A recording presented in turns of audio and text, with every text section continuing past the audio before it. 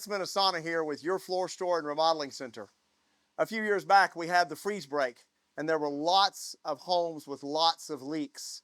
We would like to try to help you prevent that this year. One of the first things that we want to do is we want to winterize our outside hose bibs.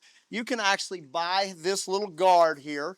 This is a keeper that is on this device here. It lets this stretch cord come this way, and then we're going to take this loop right here, and we're going to take it over to this hose bib right here, and we're going to wrap this stretch band, almost like a rubber band, around the spigot itself, around the knob of the spigot there. And then we're going to take this and we're going to push it towards the wall. We're going to pull our rubber string tight. First thing you're going to want to do when you winterize your pool is you want to go find the power source for your pool. It's right here. And so all we're going to do is we're going to flip off the power. And on every pump in some location, you will find what's called a drain plug that is very similar to this right here. This one is here. This one is here. You're going to want to empty both of those plugs.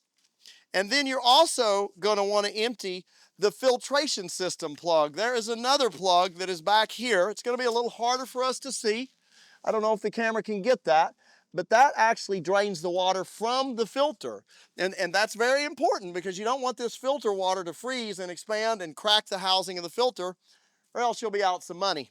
And then also, you're going to want to make sure if you have a digital type of timer that you set it to a manual hard off. You don't want to have that come on in the middle of the night on you and start dry running your pumps. So be sure that you manually turn that off until you're ready to bring the pool back up. Come on, let's go winterize a backflow preventer valve. This is called our backflow preventer valve. And what this does is this is between the main water supply and the sprinkler system so that contaminated water doesn't backflow into the lines of the house. And as I said, it's called a backflow preventer valve. You want to winterize during this season. What'll happen if you don't, the water can expand, and then when you go to turn your sprinkler system back on in the springtime, oftentimes this cap will blow off and you'll be calling your landscaper or your plumber. And so what you're going to want to do on this, if these handles are running parallel to the pipe, that means that the water is on. So we want the water off. So we're going to turn this one off. It's now perpendicular to the supply. And then we're going to turn this one off. Once we do that, we're going to get a flathead screwdriver right here. And there's two small screws right here. So what we're going to do is we're going to just do a little quarter turn. You don't want much, just a quarter turn, guys. And if this has not been winterized, we should know it right about now.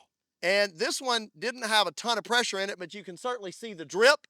And then this one, again, not a ton of pressure in this line here, but this is now dripping out and it's draining the sprinkler system and the underground lines. If you want to take out some extra insurance, you have this winterization bag that actually slides down over this whole backflow preventer valve. I'm not going to slide this down there now because we're draining it. But we're just going to let this drain, and we won't bring this back up until probably springtime when we're ready to bring the sprinkler system back up.